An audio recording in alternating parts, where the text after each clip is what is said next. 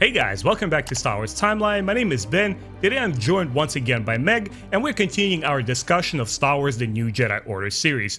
For those of you who are here for the first time, you haven't checked out our previous podcast, let me just give you a very quick reminder. So The New Jedi Order is a series of Star Wars Legends books, which are not canonical anymore, were written between 1999 and 2003. They include 19 adult novels, some comic books, and some short-form ebooks. They were stopped as of 2014, are no longer considered part of Star Wars canon because we now exist in the new Disney Star Wars storytelling. And they're portraying the events between 21 and 25 years after the events of the last original film, Episode 6. This is much, much later in the series where Luke Skywalker is reestablishing the new Jedi Order. He has his Jedi Knights all over the place. And there's new intergalactic invaders called the Yuuzhan Vong. They're using bioengineered technology, and they're actually coming from a different galaxy to invade this one over. Meg, welcome back. Thanks a lot for joining me today. I really, really enjoyed our last discussion. I thought we needed to take a week to kind of recuperate. There was a lot of emotional stuff we discussed. Tell me, how are you? What's going on with your YouTube channel? How was your week overall? Yeah, it's good. I'm just wrapping up Labyrinth of Evil, which is the prequel to Revenge of the Sith, and then I'll be jumping into Matt Stover's really excellent novelization of that. Mhm. Yeah, good.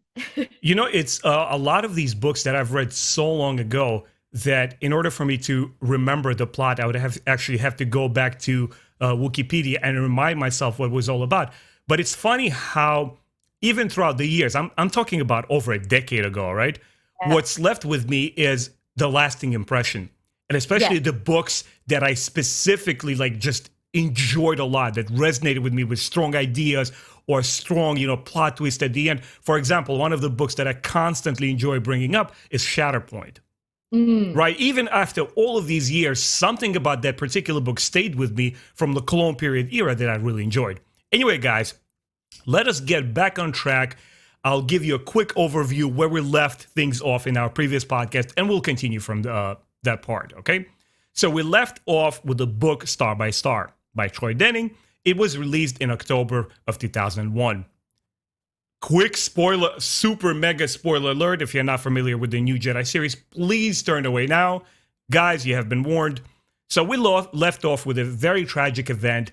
Anakin Solo, the youngest of the Jedi siblings of the marriage of Leia and Han Solo, he falls in battle.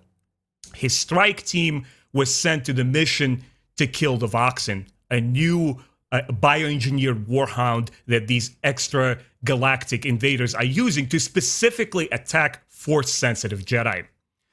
Also, our fellow Bothan Borsfelia, he sacrifices himself. In a desperate attack to take out the War Master Tsavon La, he sacrifices himself in this explosion. He fails. He doesn't get his target, but at the same time, he takes away over 55,000 of elite Vong troops, which is still an accomplishment in itself. Jacen Solo, one of the other Solo siblings, he is taken prisoner, and as we will learn in this book, his fate is uncertain to the other members of the our cast. They don't know whether he's alive or not. And we end up with a very morbid scene of desperate battle transpiring over Coruscant, right? The Yuuzhan Vong bring the battle to the home planet, to our heart of the galaxy, and both Luke Skywalker and his wife Mara Jade, they flee along with the rest of their friends. They have to escape burning cityscape of Coruscant. So this is where you and I left off. Let's kick in with this new book, and I already have a slew of questions I have for you, Meg. I know that you are very passionate the way that you talk about specifically Jaina Solo and Jagged Fell, and the entire cast, I would say, ensemble of the New Jedi Order is very colorful, very diverse, and I think both you and I and other hardcore EU fans feel very strongly about those characters. So now we're going to discuss in this podcast the book called The Dark Journey by Elaine Cunningham. This one was released in January of 2002, and we're still 27 years after the events of the original trilogy. So we are approximately 2 plus years into this new Yuuzhan Vong war. So the Myrkr Strike Team, the young Jedi, Lobaka, Zek, Ganner, Tenel Ka, Tahiri Veila, and the Twilight Jedi LMRR, they escape from Vong on their newly stolen ship called Star. I hope I pronounced it correctly. Ksatar. It's like a weird using Vong name. They take their fellow comrade's Anakin Solo's body for proper funeral. So Jaina Solo, as I mentioned earlier, he's captured, and his execution is actually delayed because the Yuzong Vong desperately want to capture his twin sister and have this very grotesque challenge where one sibling challenges the other to a mortal duel. As perverse as these aliens are, they admire courage and great martial skill. I guess this is partly why they want to do it. So, Meg, the first question I have for you is, the Star Wars expanded universe prior to the Disney takeover was in its own pocket. It's just this one grand, large, fascinating story transpiring across many adult novels and children books and comic books and even video games, tying this all narratively together. And we lived with these characters for many, many years. In the retrospect, in the light of what happened in the previous book, were you able to reconcile Anakin's sacrifice? Were you ready to move on from Star by Star? I feel like, in a way, I wasn't, which I think works for the book because Jaina's also not ready to move on. It's like the way that Jaina processes her grief over her brother's death is by just sort of like ignoring it, like pushing past it, focusing on other things. And I guess like the finality of that Anakin is gone and he's never gonna come back. And the fact that, you know, his body, like he didn't disappear into the Force like Obi-Wan and Yoda did, his body's there. So it just seemed so final that we won't see him again. And it did take me a while as a reader, both when I first read it and when I reread it, to come to terms with that. You know, as fantastical as the Star Wars universe is, right? Because we have layers of both science fiction, but also fantasy, right? The Force is this magic in this universe kind of joining together and working in sync. And you sort of kind of sometimes hope for a miracle. Yeah. Hoping for a reset. Hey, maybe somebody does something really, really crazy. You know, we'll talk about the Force walking later on in the series, right? But you were still kind of like hopeful in certain incidents, certain moments. But here, like you said, it's final. It happens. His body is right there. And I think I agree with you. It was very intentional of the authors to signal to the fans that, hey, we're not ready to move from this. Because apparently not all of the family members and even friends are expressing their grief.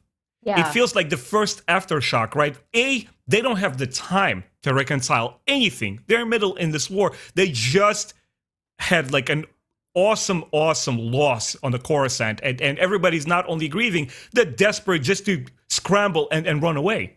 Yeah. So that's one aspect of it. But another one is, once again, Anakin Solo being this shining star, this youngest one, the legacy of the Skywalker last name, wearing his grandpa's name, Anakin.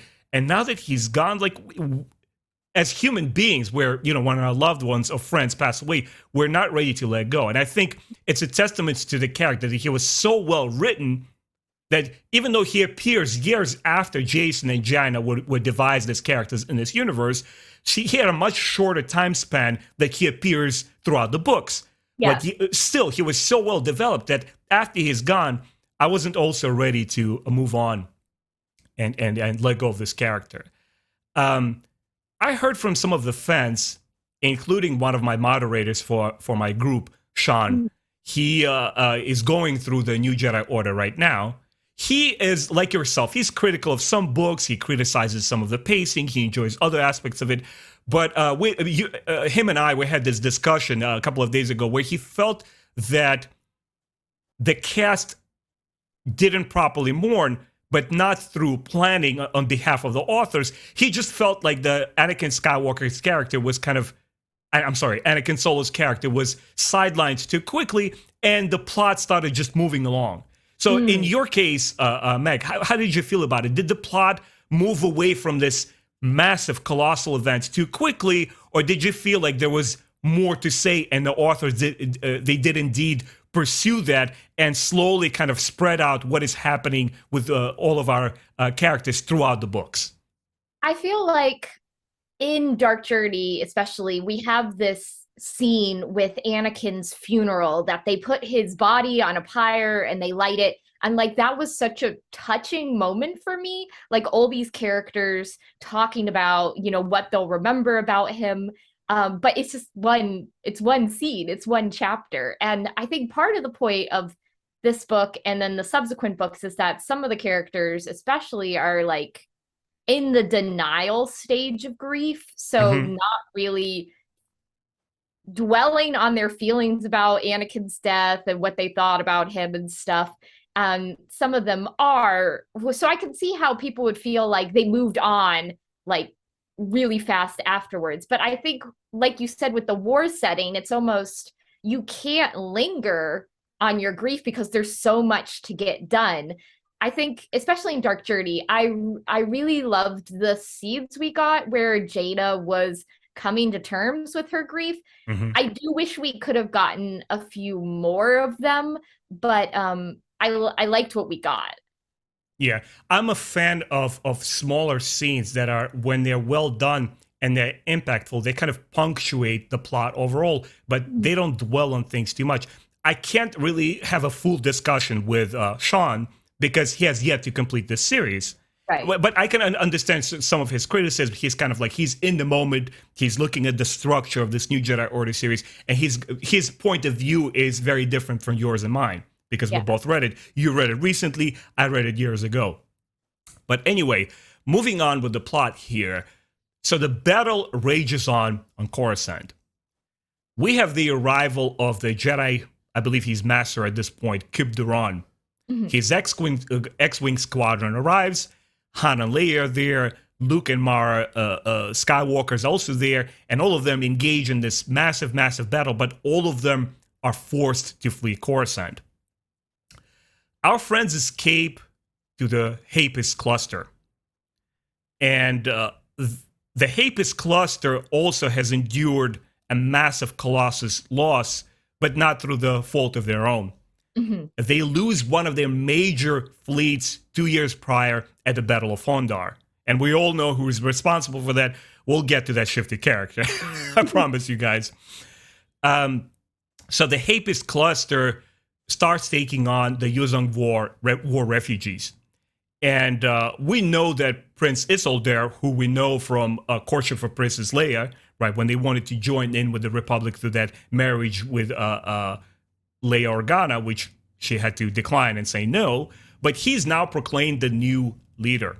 And there were several assassinations attempts on his life.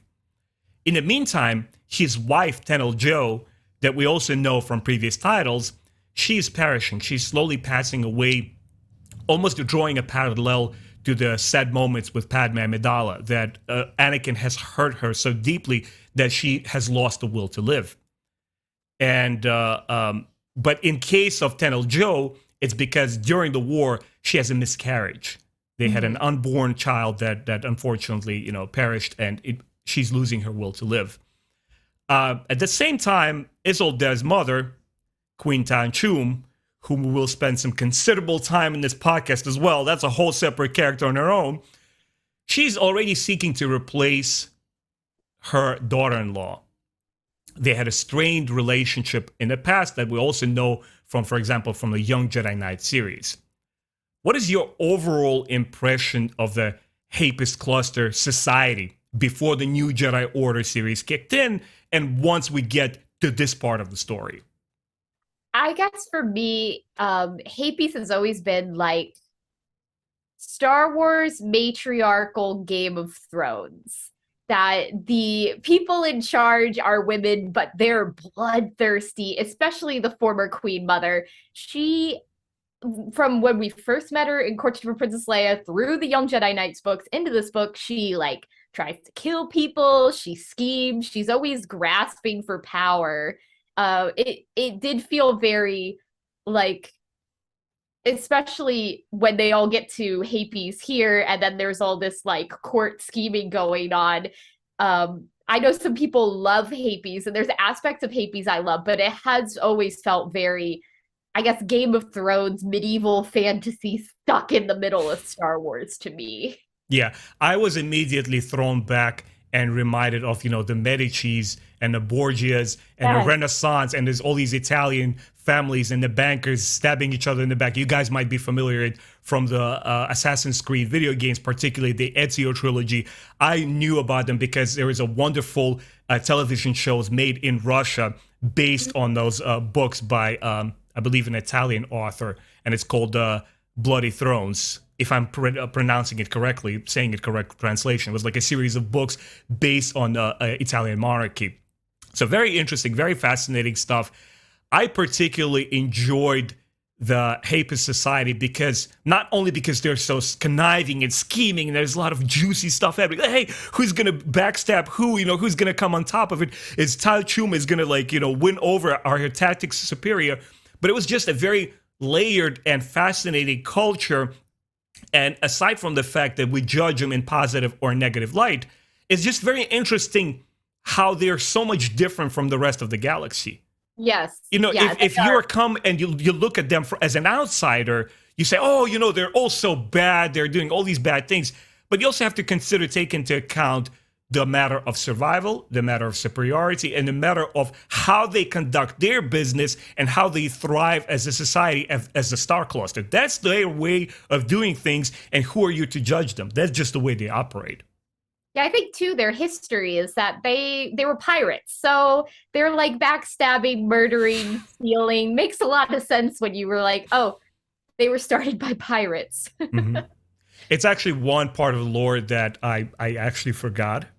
It's a very interesting reminder. Where did they mention or say that they in the new Jedi Order series? I think that was from Courtship of Princess Leia when someone was maybe giving Han or Leia like a Cliff's Notes version of their history, and it was like, yeah, they're a very insular community. They were pirates. It's just like, oh, that explains a lot. Yeah, that's funny. I remember my first impression of them. I guess the mold of Hapis people was through Isildur. And as much as I didn't want Leia to get it on with him and start feeling like all butterflies in heaven, like, no, come on, you got to do stuff with Han, he's your boy. But at the same time, I couldn't help but admire him because at first he seems like he's swaggering about on the outside because we are meeting him through Leia's eyes. But later on, he just shows so much nobility and friendship, and he puts his differences with Han very quickly. Even Han, as grumpy as he is, he starts admiring him. He's like, hey, this dude means business. His word matters. If he says something, he's going to do it. And he's almost like a classical Greek hero in a sense where, he says things loudly. He cries when he has to, but he also loves his friends. And he's does it unabashed. And, he embraces life in all its full color. He's not like a reserved person. So it was really enjoyable to learn about them through him. Let's home in just a little bit, focus in on this society. And as we talked about Prince Isildur, and we also have his wife, Teniel Jo, who is actually a Dathomiri woman of a part of this tribal culture who are force sensitive, who are neither Jedi nor the Sith, who come from Dathomir. And guys, a quick reminder, this is not a Dathomir that George Lucas presents in his Clone Wars television show. This is prior to that. This is Dathomir as we see it in Courtship of Princess Leia. Absolutely fascinating cultures, interesting societies. But the point is, coming back to this character, his wife, Teniel Jo, because she's a Dathomiri woman, she has a lot of friction with another prominent Hapan woman, the Queen Mother Tai Chum. Talk about these three characters, and in contrast, like, how did you feel about all three of them? Yeah, so Teneniel Jo, when we meet her in the Courtship of Princess Leia, she's such an interesting character. She basically tries to beat up Luke Skywalker, is like, and now you're my slave. And he's like, excuse me. But she's like smart. She's really powerful, and like interacting with Luke and Isildur sort of opens her up to what the outside world outside of Dathomir is like. And when we end the book, she's gonna be marrying a soldier, she's gonna be marrying the next queen mother, and she says like straight to Tachu's face, like, you will not be able to manipulate me, I will be in charge. So I guess there's always been this push and pull where Tachum, even though she's the former queen mother at this point, the dowager, she's still trying to exert her influence, but up until Tenennial Joe's miscarriage and she starts to fall apart, like, she was a very strong force on Hapes. And I think so much so that Isolde and Tenennial's daughter, Tenel Ka, when we meet her in the Young Jedi Knights books, and then what we see of her up to this point in the New Jedi Order, she has always picked the Dathomiri side of her heritage over the Hapen side. That, you know, she's their only child, but she doesn't want to be Queen Mother. She wants to be a Jedi, and she wears the Dathomiri warrior outfits. And so I think Isolde, he doesn't want to rule, but he's a very good like second in command. So he's fine with Tenennial Joe taking the forefront, and then he's just backing her up whenever she chooses. Yeah, I think what's really interesting about it is that you brought, Tenel Ka, is that her mother, Tenennial Joe, she almost serves as a staple prototype for that particular character. And you see the streak of the mother and how it translates into the daughter, this fiercely independent women that stand by what they believe in, and they're unwilling to change for somebody as shifty as the Queen Mother. And I really, really appreciated that. And, you and I, we have discussed before that Star Wars Legends are sort of kind of guilty for having primarily white male demographic that it appealed to, and most of those types of characters populate that series. Yeah. But on the other hand, we can also compliment it and say it produced some of the most fascinating, powerful female archetypes. And I particularly wanted to touch on Tenennial Joe. Her daughter, I love Tenel Ka as well. She becomes more martial. Like you said, she's more of a Jedi. But I specifically wanted to bring up her mother because she represents the strength from the yin and yang. There's a male beginning and there's a female beginning. In the Greek mythology, you have Mother Gaia. She's the one that presides above all. She gives the birth-giving mother. And that's what Tenel Joe is. And I just enjoy and love these kind of qualities where she's not trying to step into the men's world and say, well, I can do what you can do, and even better. She demonstrates a different set of strength and heart that not even Prince Isildur would have. At his weakest point, he leans on her, and she radiates that power and that light. And I just love that. I loved how those authors were able to tackle this issue, this subject matter, and treat it with so much respect and not have male and female characters contest one another. Well, if you can do it, I can do it. Because I feel like, and correct me if I'm wrong, Meg, I also want to hear your thoughts on this. I just feel that in a lot of modern fiction, be it television series, like for example, I still haven't watched Lord of the Rings, but I have yet to see it, the new Predator series, Prey film, and other examples, they just try to portray women like on a very surface level. Like, I am strong. I'm strong because that's what the plot is about. I'm going to be strong. And I just feel like it doesn't do justice enough that you can be a woman that's not necessarily like all girly and all proper, but still yet strong. No. You have somebody like Tenennial Joe, who comes from a proud lineage of these force-sensitive Dathomiri women that are so fiercely independent, and they're able to say no to this guy or yes to this one. And I just enjoyed that sort of writing, that there was layers to it. What are your thoughts on this?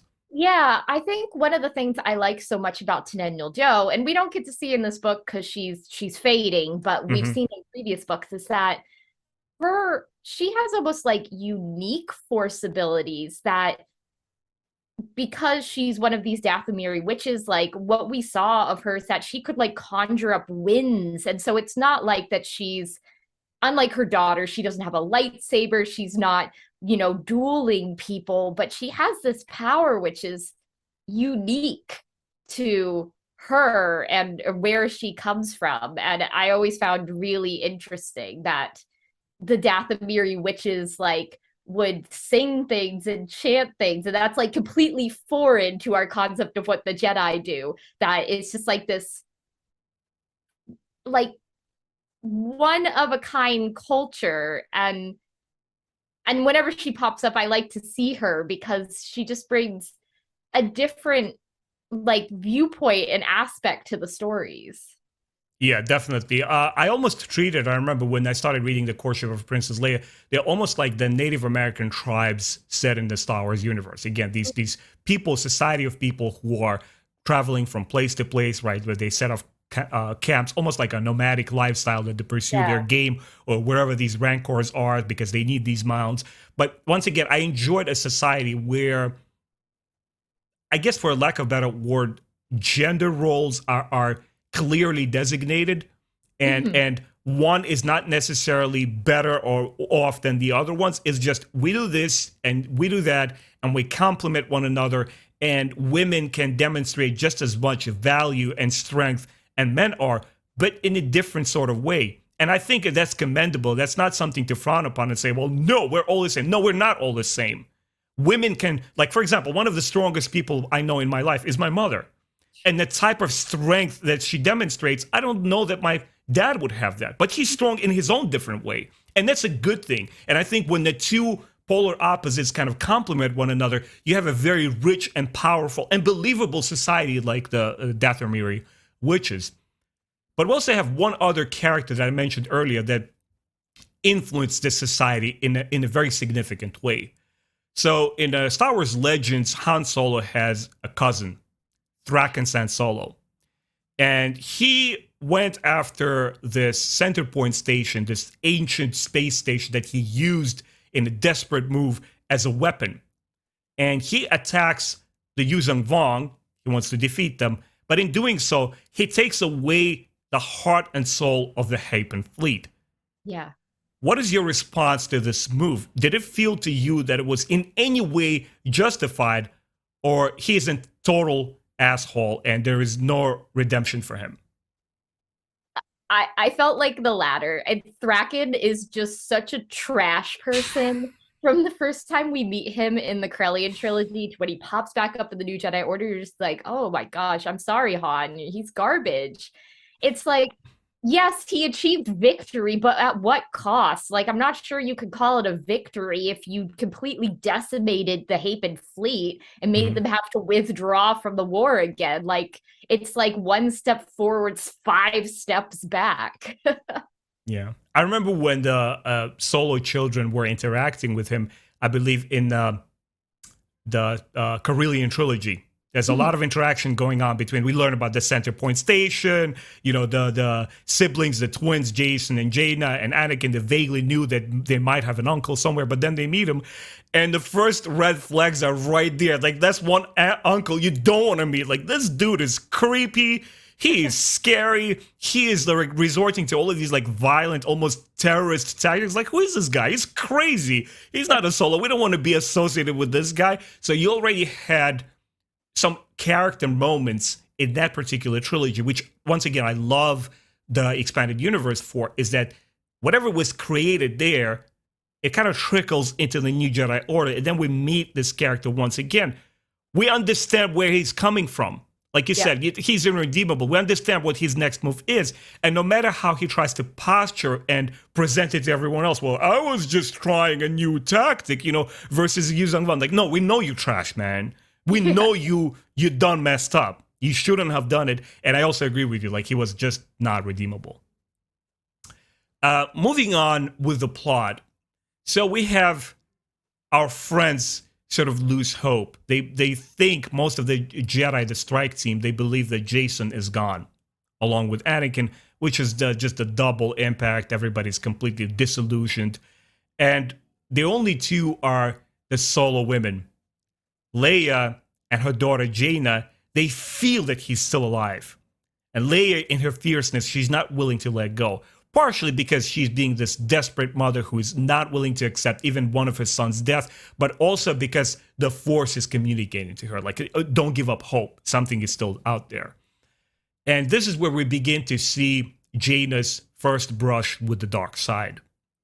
She's so angry with the New Republic, but also as a Jedi Order, and their indecisiveness, that they were so slow to counteract all of the actions that Yuzong Wang were doing, and how quickly, how rapidly they traversed the galaxy and got to the heart and soul of it, to Coruscant. But she also suppresses her emotions for her lost sibling, Anakin. And she's not all of her feelings are bubbling up to the surface, and she's not willing to talk about it. So Meg, what I wanted to ask next, what I wanted to talk about, is the development of the Solo twins, the siblings, Jacen and Jaina, and plus, obviously, Anakin Solo, who comes up a little bit later in the expanded universe, but you have the 3 children of the Solo marriage. How did you feel about these characters up to this point? How they were developed in their separate series, and, how did they resonate with you going into the new Jedi Order? Yeah, so I think it's probably pretty obvious to anyone who's seen my new Jedi Order reviews, but Jaina was maybe my favorite. And I think part of it was because I loved how she was like a little Han, that she, loved flying, loved piloting. A lot of times will like talk before she's really thought things out. She's very impulsive in the same way that Han's impulsive. And especially in this book, she shows no aptitude for political anything at all, that she has not inherited that from her mother. That is not one of her skills. I think from the very first time that she was a real character, when she showed up in Crystal Star, even though Crystal Star was sort of strange, I just liked how she was like a real go-getter. Like she wanted to help save the children. She wants to fly the ships. She was just such an interesting character to me. And I think second for me was Anakin, just because he tries so hard. He has that legacy of his grandfather's name hanging over his head, and he meets it. He like rises above it. For Jacen, I really enjoyed younger Jacen up through like the Young Jedi Knights books. He's a little bit goofy. He loves jokes. He loves animals. He is not technologically proficient, unlike his other 2 siblings, but he was just like a fun guy. Once the new Jedi Order started and he got on his teenage philosophical bent, I got very frustrated with him, but I did feel like he was behaving in a pretty natural teenage way. I was just sort of like, oh, buddy, why can't you go back to the jokes and the animals? Like, I liked you better then. Yeah, he's so frustrating in a believable way. Once again, perhaps it was intentional of the authors. He's just, imagine your 30 self trying to talk to a teenager. It is frustrating. It's like, shut up. What are you thinking right now? It's like, it's I guess the generational difference where a young person is going, hormones are kicking in, and that mental developing moment where kind of you're situating yourself in the world, you're trying to find out who you are, very much like Luke was doing in the original trilogy. So you can understand a lot of these frustrations, but you don't have to like them. It's like, oh man, just shut up. Like, I don't want to hear any of your philosophies or any of your like knowledge, because in the new Jedi Order series up to this point, he always has that maximalist young person in his like late teens, early 20s kind of behavior. Is like, I know what the galaxy is. Don't talk to me anymore, Luke Skywalker. You're an old fart. I'm the new one.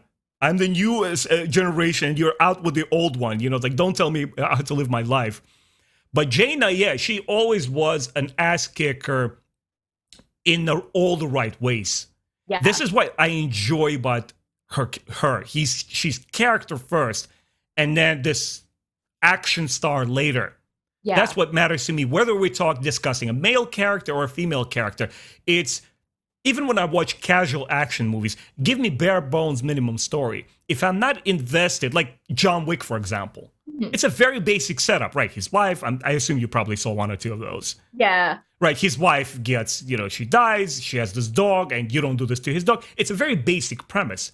But at least there's something to grab onto and follow through with this character. So when you get to the action, it's all fun. It's exciting. Like, you're behind this character. Or in Jason's case, you're like, well, buddy, now we're going to try out and test out your theories. You're in thick of action now. You thought you knew how things work. Let's see you act now. But in case with Anakin, I absolutely loved and I adored him. I think he's my favorite of the Solo children. He's the sweetest. Yes. He represents this youthful innocence, this clarity of mind, and he's not stuck up. He's not too stubborn, and he just to me exemplifies everything good about the Jedi. The stuff that Luke Skywalker talks about in the Last Jedi, Rian Johnson's film.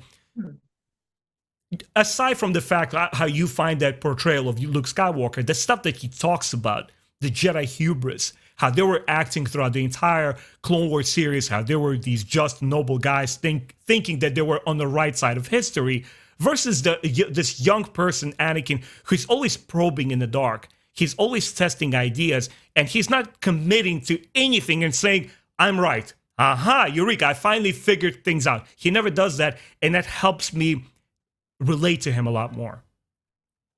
Yeah, with Jaina, one of the things I find most interesting about her character is she is so angry at times. No spoilers, but like future books, I was sort of surprised the tract it took, because in this book especially, like Jaina struggles so hard with the dark side, because I always felt like of all the Solo kids, she inherited that like propensity to just like get mad and fester, and like that's something she really struggles with here. Yeah, I really am fascinated with how it gets to the Joiner Swarm Wars series, the Joiner King, Unseen Queen. Oh my god, I can't wait for you to talk about those books, because I was going in cold. I'm like, what is this? This is gonna have bugs in Star Wars, like who cares? Starship Troopers set in the Star Wars universe. I started reading it. It's like, oh, all right, Jaina, dear, hold on a second. I don't want to talk about it, but because I'll be very excited what you have to say about those. But let's quickly touch on the last moment here and move on with the plot. I wanted to hear your thoughts on the female perspective. You know, Leia as a grieving, fierce mother, lioness, still willing to protect her oldest cub, and Jaina, the sister, who is mourning their family's loss, and she can't, express her feelings. Like, what was your take on how those two characters are portrayed, and specifically their particular side of grief? Yeah, well, going into this, I feel like from the new Jedi Order books, especially around Balance Point, like Jaina has had issues with her mother. It's almost like all these years of like feeling like Leia put her career over her family is again, she's an angry little girl. It festers to the point that she's so mad at her mom. So I think for Jaina, trying to keep her feelings about the death of her brother inside and just focus it purely on vengeance, like revenge on the Valn. And her mom, who, when Star by Star, when she sensed Anakin's death, she completely fell apart. So I think it's like almost showing the two different extremes of grief, that Leia's just having trouble getting out of it because she fell so deeply into the grief, like felt it so strongly that this is her youngest son and he's gone.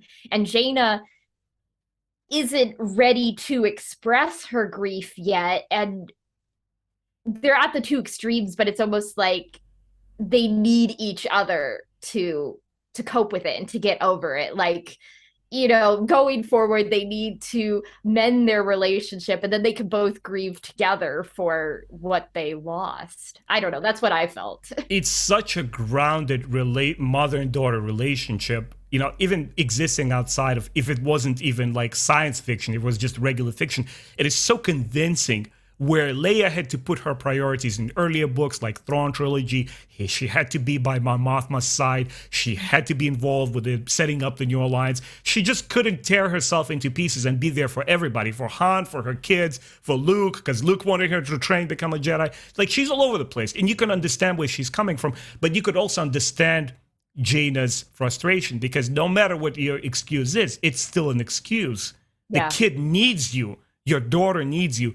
And this was such a pivotal point in the series, where, as frustrated and as angry that Jaina was, I started sensing, I don't know, as a boy, as somebody who's very, very connected to my mother, emotionally, I felt like deep inside something started unraveling, that knot of anger inside of Jaina's heart, and she started relating to her mother not as her mom. She Mhm. went outside of that point of view, and she started seeing a fellow woman, a Yeah. female, right? Because every woman is potentially a mother, whether she chooses to be or not. So those basic biological instincts are there. And when you see an older version of yourself, literally your mom, physically, bodily suffering for the loss of her son, she's like, I can't hate on that anymore. Oh my No. God, look what is this war is doing to us. And once again, the family, the Solos and Skywalkers are not there yet to sit at a round table and just everybody explicitly bring their emotions to the table. But it's the beginning. It's Yeah. the beginning of the healing process where she starts seeing Leia as a woman who has been all over the place. I don't think anyone has done more for the New Alliance in this series overall, not just New Jedi Order, than Leia. She's Yeah. everywhere. So in that sense, their relationship was very well done. Moving on with the plot here. So to distract herself, Jaina starts tinkering, right? She starts demonstrating more of her father's interest in technology and fixing the ships. And she's working on the stolen Yuzong Vong ship, Kastar, right? Whatever it's pronounced. And she's even manages to contact the War Master Tsalong La. And she learns that this ship is actually a tribute to the Yuzong Vong goddess Yunharla, who is the trickster goddess. And they have like a whole pantheon of different gods, almost like if you think of, Scandinavian or Greek or Roman mythologies. And this is the trickster goddess. Jaina, being the clever young woman that she is, she decides to exploit that tactic. And she basically takes that name of it and she literally calls the ship Trickster in basic slash English in that galaxy, which basically sets all the Yuzong Vong aflame. They're fuming with anger. They're so mad and frustrated at it because it's a blasphemy in their culture. They revere their god so much that they can't stand for it.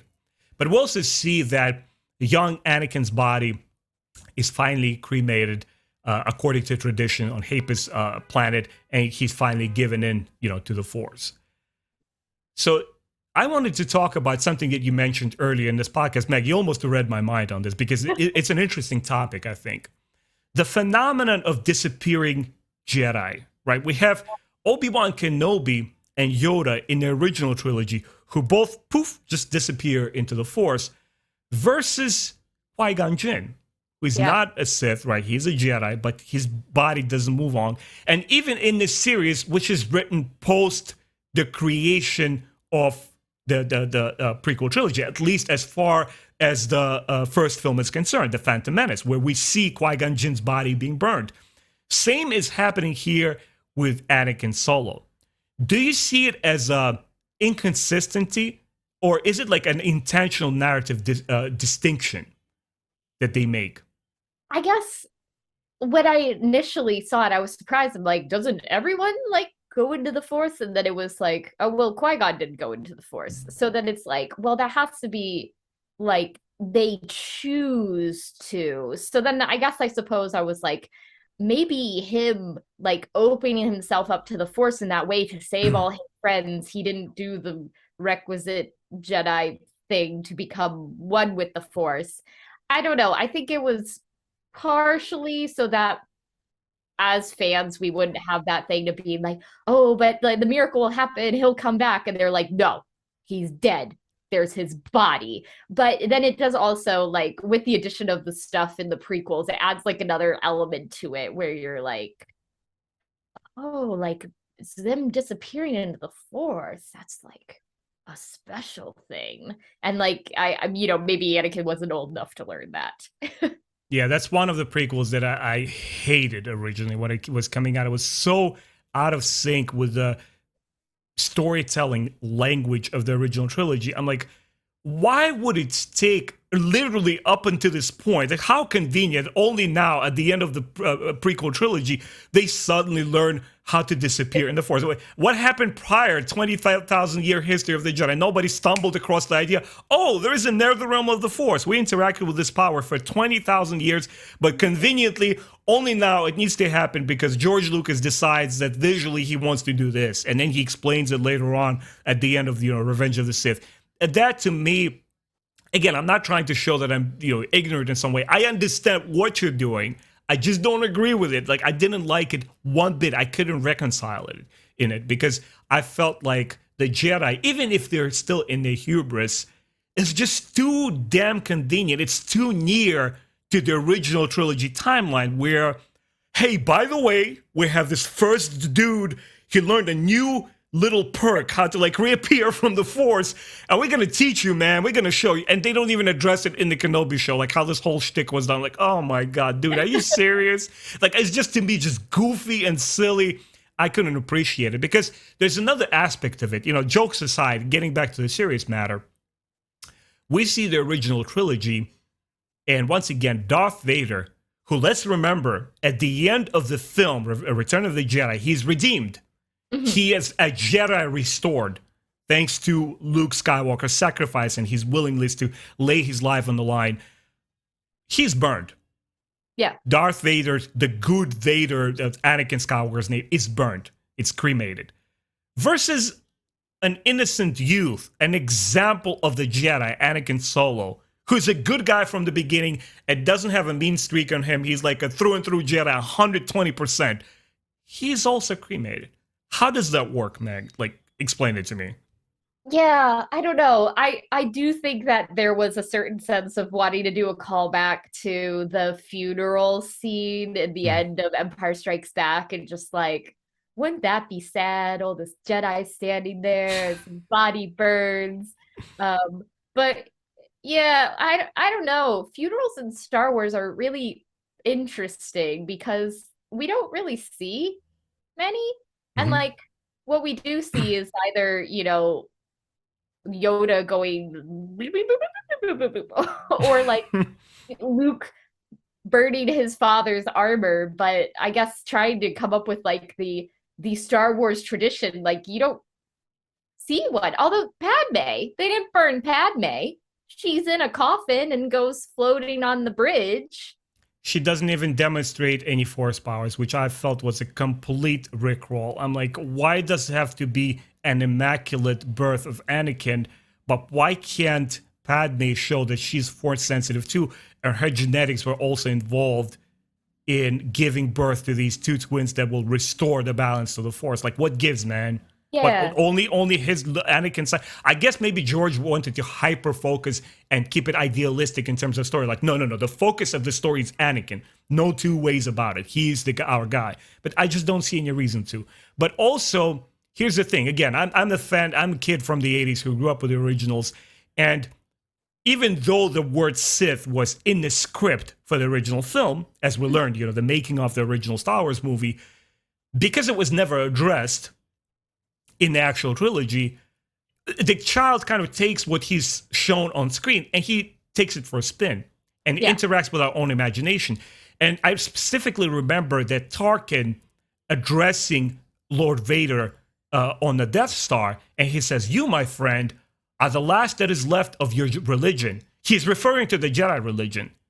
So in a way, for me, whether you're a bad guy or a good guy, you are both tapping into the same pool of energy or spiritual force. Only one uses it for good or one uses it for evil. Neither is, the force is not innately good or bad. It's the people and how they decided to use it, selfishly or selflessly. And if Yoda and Vader are gone, why not, I'm sorry, if Obi-Wan Kenobi and Yoda are gone, why not Vader? Why didn't he just disappear into the Force? And why not Anakin? It's just really, I think I would agree with you. I think just George Lucas didn't think too much about it. He just thought, look, I want this very strong visual picture here. I want the audience to be struck with the tragedy of Padme's death, or during the making of the originals, Vader, he's in a funeral pyre. That's how Luke is able to say goodbye to his father. That's as far as I can deduce, what the situation, what George's thinking was in that matter. Queen Tahiri sees potential in young Jaina Solo. She's the warrior spirit. She's like, my daughter-in-law is passing. She's a finished story. Let's close that book. She's like, has no reservations about moving on. She's like, doesn't care about her daughter-in-law.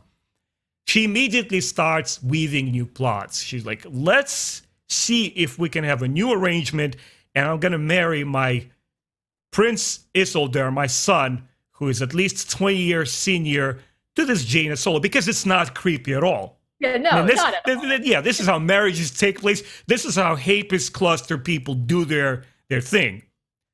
Her own granddaughter, Tenel Ka, pledges loyalty to the Jedi Order, thus distancing herself even further from her Hapes side of the family. Let's talk about the Queen a little bit. I know you were waiting to get there. I was waiting as well. What do you think of her character, her motivations, her brush with her in a Young Jedi Knight series? What is she all about? What drives this woman? For me, no, not Tenel Ka, Tahiri. Tahiri has always been about power. Even when she's not the one in charge, she wants power. She wants to be able to do anything she wants. Like, Isolde wasn't supposed to be the heir. He had an older brother who apparently wasn't as receptive to what his mother had to say, and she wiped him out. And so she's very interesting to me, because even when she's supposed to be, retired, the former queen mother, who's still pulling the strings behind the scenes, I feel like she couldn't truly retire, because that's how she lives. She has to manipulate people. Mm-hmm. It did surprise me a little bit that she was so gung-ho on Jaina, because when Isolde had been considering Leia, she straight up tried to assassinate Leia. And I would have thought that after dealing with a force-sensitive daughter-in-law that she, could not manipulate very well, that she maybe wouldn't want to go down the same path again. But I guess she probably viewed Jaina's youth as like bonus. Like, this girl's so young and stupid, she won't know when I'm manipulating her. And she'll give me heirs. Yeah. Yeah. Mm. And the sad thing too is that Jaina's so politically inadept that she really doesn't realize what Tahiri is doing. For most of the book, she thinks that Tahiri is trying to hook her mother back up with Isolde, and it doesn't even occur to her until close to the end that wait, Tahiri wants me to marry Isolde? And be like, and Jaina's like, no, absolutely not. But it takes her a while to even figure it out. Yeah, I guess that Tahiri, the Mother Queen, she looked upon Jaina as a potential candidate coming from, desperate times call for desperate measures. Even though this kid is not ideal, she's still Leia's daughter, but let's roll with her. Maybe I'll make something out of her. But to me, Queen Mother represented the ultimate corruption. It's a person who doesn't need any more wealth, material or otherwise, or reputation. They just thrive on either ruining other people's lives, as is the case in her court, or influencing others outside even Hapes. Just so infatuated utterly with power that she's just addicted to it like a drug. To be honest with you, when I was reading the New Jedi Order and even Young Jedi Knight series, the way that different authors were handling her storyline particularly, she's literally running circles around Palpatine. Like, Palpatine is just such a joke of a character. When I talk to prequels fans and they're talking about, but it's so political, drama and intricate. He's a plot weaver and he's so, conniving and smart. I'm like, yeah, I get the idea, but the execution, he's just this cartoony cardboard villain. It's like, ultimate power. When he screams, it's so freaking cringy, dude. Like, are you serious? When you look at this Tahiri, it is so informed by our medieval monarchy from the real world history. It's just every page you turn, like, oh my God, I want to strangle this woman. She just affects you so much in everything that she does. Once again, bringing a level of believability to a fantastical, a galaxy like Star Wars. She's just a fascinating character.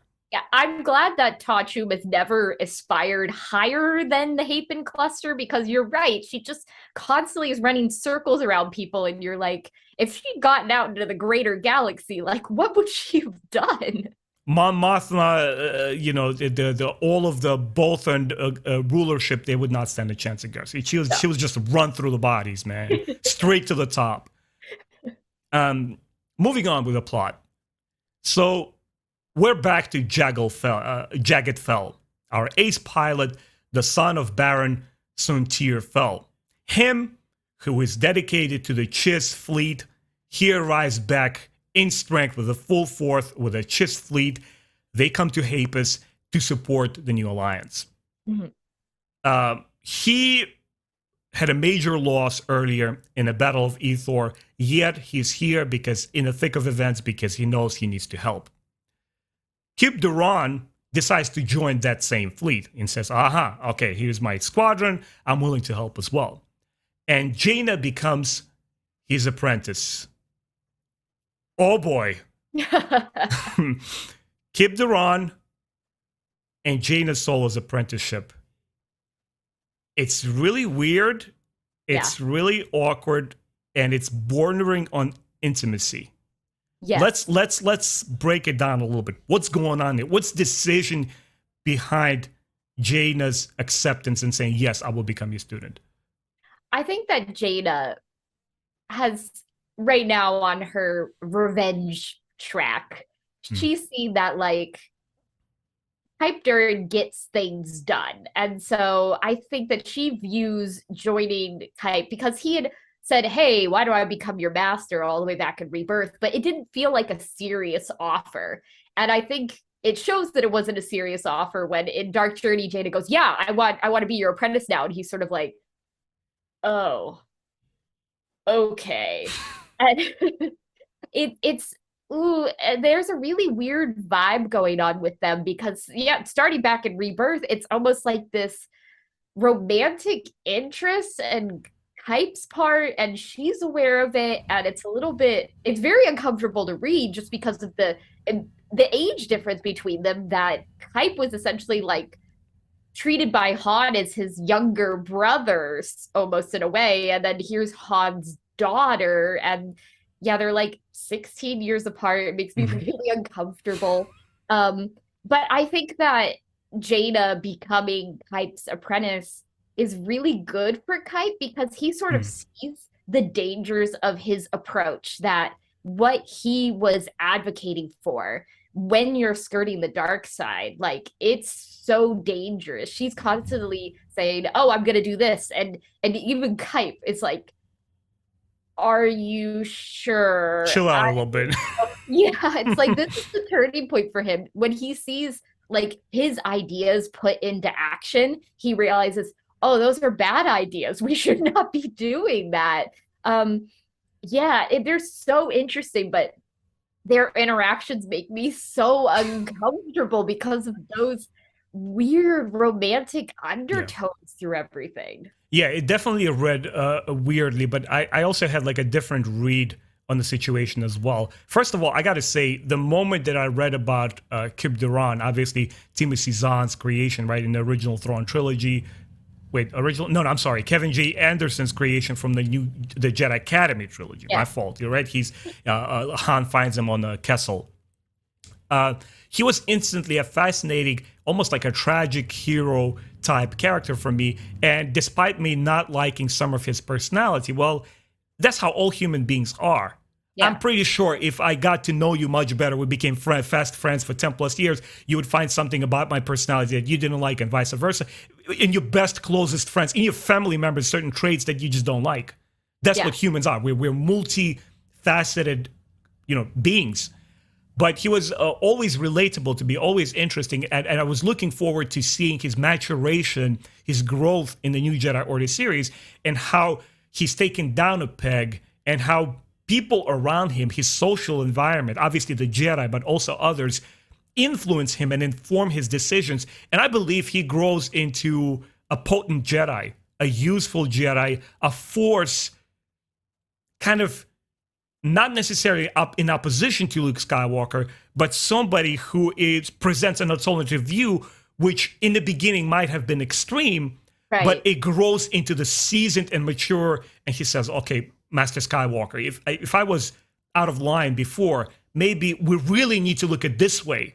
And Luke listens, and everybody pays attention because, again, he's the one who had enough bravado, but also enough sense to grow through his experiences and become a new person. But in relationship to Jaina, I almost saw just a tiny bit of little like innocence there. You know how like when you have a young teenage girl, and even preteen, jokingly when they have a young 5 or 6 year old girl, like, when I grow up, I'm gonna marry my oldest cousin. I actually had something in the family. It's a joke, right? A stupid joke. A young child girl sees her dashing like adult cousin, said, like, "Are you gonna wait for me? I will marry you when I grow up." That sort of playful stuff. And she's obviously being a teen. She goes through a traumatic experience, and when you're experiencing something bad happening, you need kind of like a shoulder to lean on, somebody to express your thoughts with, because the adults don't understand. I need somebody who's willing to listen. And if I remember correctly, please correct me if I'm wrong, Kip Duran is early on in the EU. He's not described as a particularly beautiful man. He's just like a sort of guy. He's scrawny, he's skinny, right? He's a dude, right? But when he grows, he matures into this more dashing dude. When she sees him, his hair is up to here. He's like, Jedi Order. He just waltzes into one of the discussions, I believe. It was like a scene I clearly remember. And she sees him, it's like, "Oh my," that just like a little bit, right? She's like, "Oh, all right, like, what's going on with the hair there?" So I felt like a little interaction, but she very quickly realized what it was, and she said, "No, no, no, I just want to be your student." She kind of backpedals, he backpedals as well, and he says, "Oh, okay, yeah, maybe I was out of line here. You're Han's baby. Let's get professional here." It didn't go into like full mode cringe there. So, anything else you want to add there, and then we'll kind of start wrapping up with final thoughts here.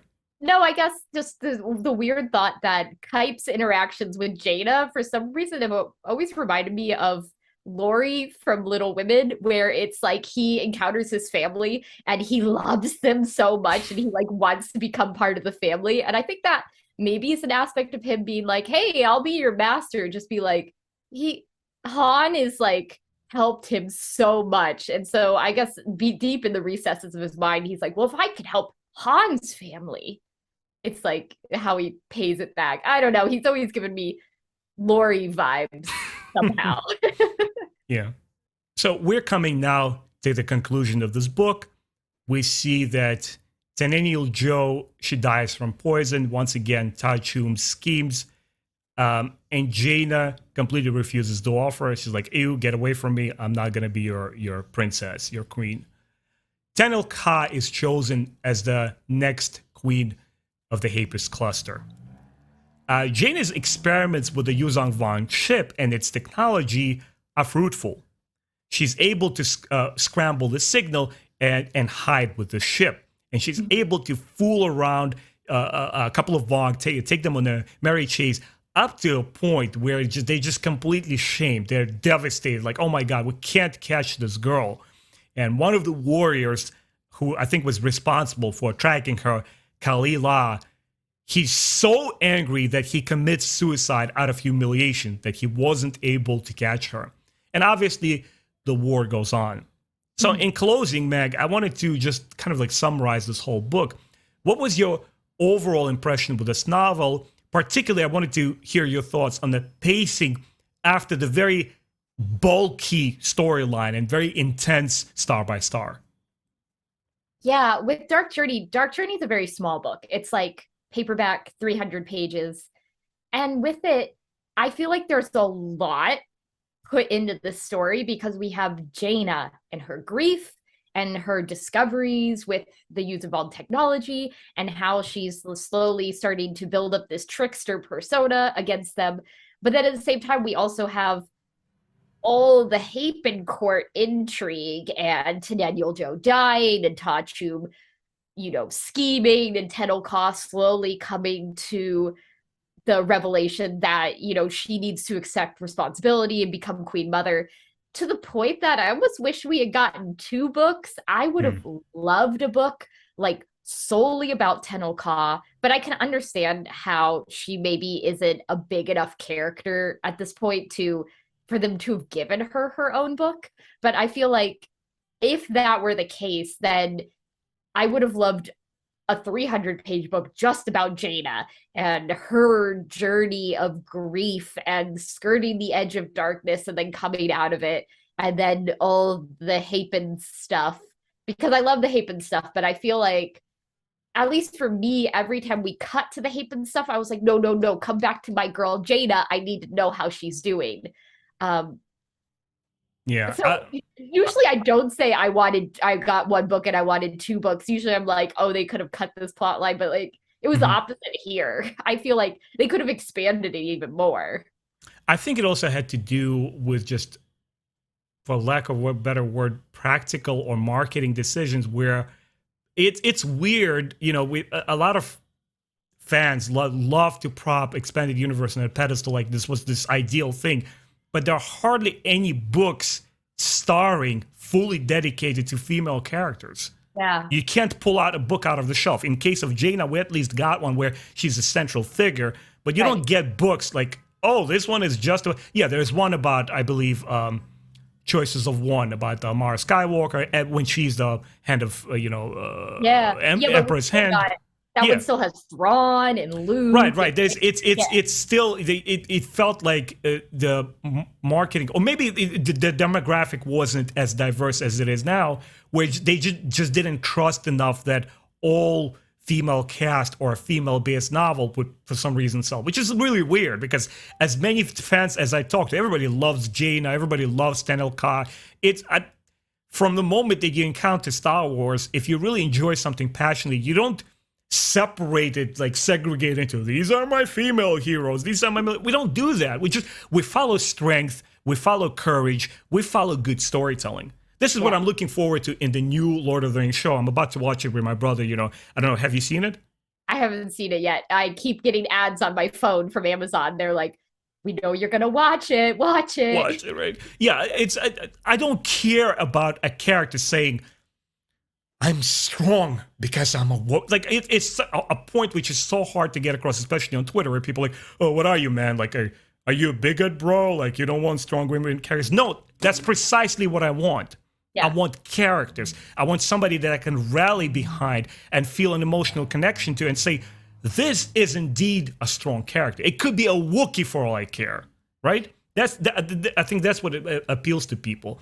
What I really enjoyed about this novel and its pacing is that after an emotional roller coaster that was star by star, here, even though it still has a lot of tense moments and still more loss, right? The Isildur's wife. Yeah. I felt it was still somewhat of a breather. Yeah. I felt more relaxed, literally standing by Jaina's side, shoulder to shoulder, as she's working on her ship.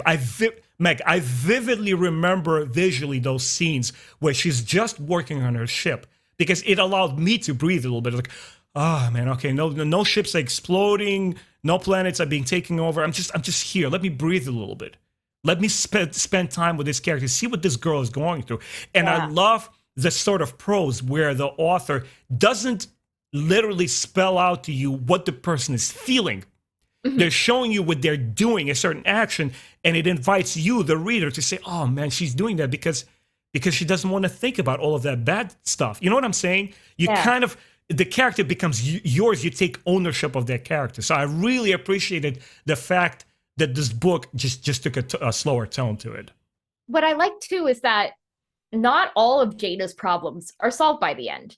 You end the book and she's like, wow, I was doing some really dark side stuff. I should scale back on that. But like, that's not solved. Her grief hasn't been completely 100% addressed. She's still bottling her emotions inside, but at least she's gotten to what feels like a natural place, that it makes sense to me that she hasn't figured out all her issues at this point in time, because it's only been like a month. And, when you lose someone, you need much longer than that to work through it.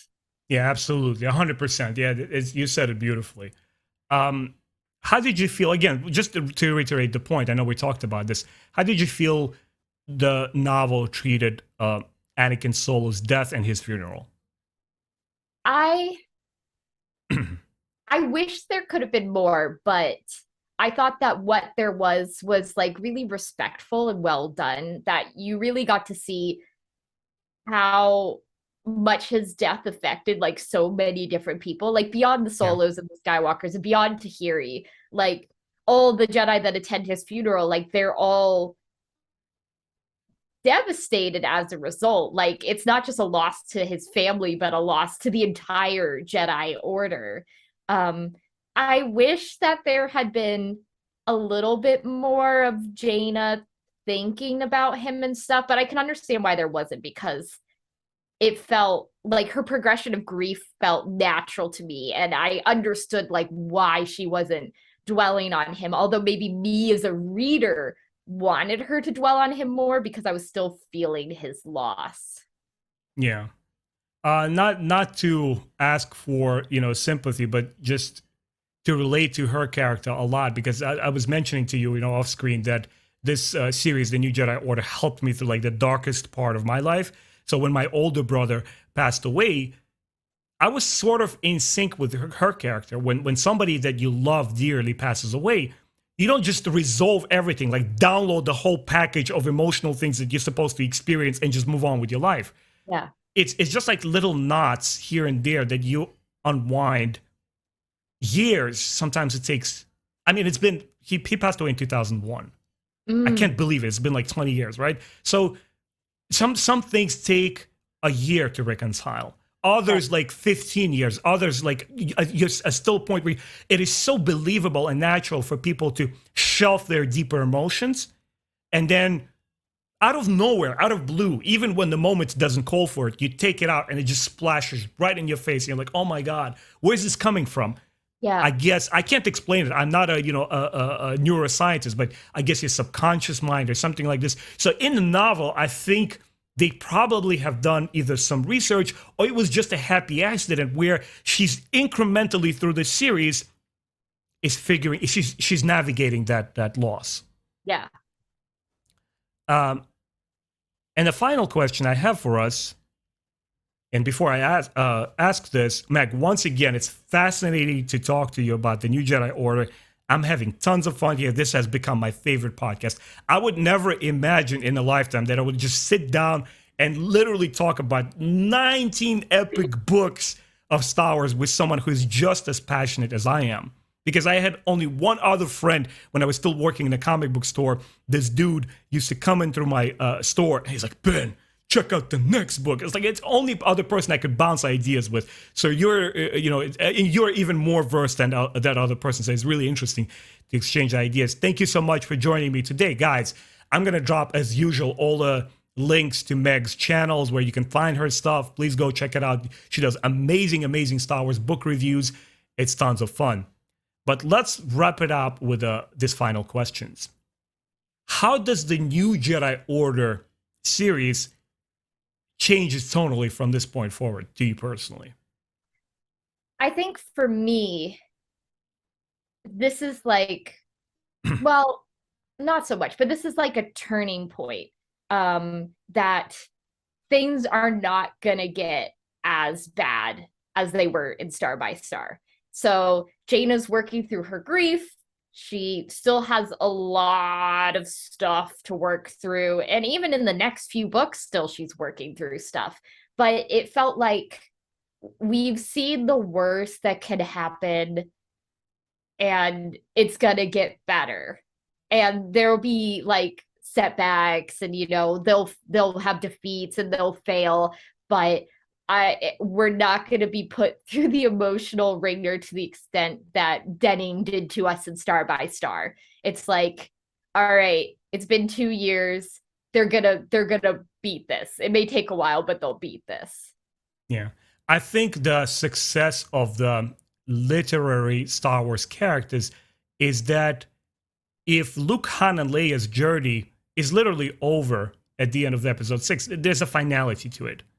I don't understand why George Lucas decided to bring them for a new sequel trilogy. I just knew in my heart of hearts back in 2012, the new trilogy is not going to satisfy all fans. Because logically, that's it. They won. The days won. The story arcs are concluded. Why do you want them back? And obviously, J.J. Abrams and Rian Johnson took them for a spin, and look what happened. A lot of fans just don't like it. Nobody's opinions can align on what those movies are. But as far as the literary characters go, you know, Jason, Jaina, even Anakin, even post-mortem Anakin, nothing is fully resolved.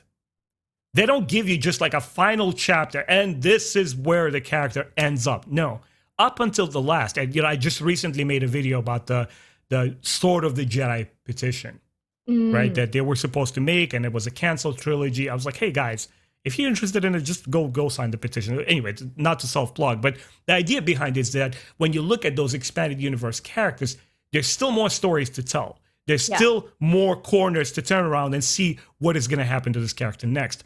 And just like you said, I wanted to ask you this last question because I sort of predicted where you're going to go with this. I felt exactly the same because it's so vivid, it's so clear in a novel that this is indeed the pivotal point. Yeah. It's still a mountain to climb for our heroes. They need to find the new tactics, they get the new technology, blah, blah, blah, blah, blah. But spiritually, emotionally, they're beginning to show this resolve. That's like, no, we can do this. Yeah. Yes, the Coruscant is in flames, but we can do this. We can find the tactics about them. It's not going to be all just a war of attrition where we just throw the fleet at them and win them. No, sometimes they have to use guile and use tactics like Jaina did and intimidate these opponents or aggravate them to a point where we can find their weak spot. So it was really, really enjoyable to read this book and see that I started feeling that Jason, in his own way, which is going to become more transparent in latter books, but in this particular book with Jaina, they're becoming heroes into their own. Like they're becoming this is the passing of the torch. This was the pivotal point for me where I felt like the legacy cast, Luke, Han, and Leia, is like we're exhausted from this war, especially Han. Like I can't do this anymore alone. Here, I'm passing the baton. You guys think you know how to do this best. Go out there and do your thing. You know? So, guys, this has been our discussion. Once again, this has been tons of fun. Please join us for our next podcast. Meg, please remind me. The next are the Edge of Victory duology, right? Enemy Lines duology. Enemy Lines duology. I'm sorry. There we go. That's how many years it has been. So Enemy Lines duology. We didn't want to break that duology into separate podcasts because we think it'll be more interesting if we talk about them together as one. Anyway, guys, thank you so much for joining us today. This was tons of fun.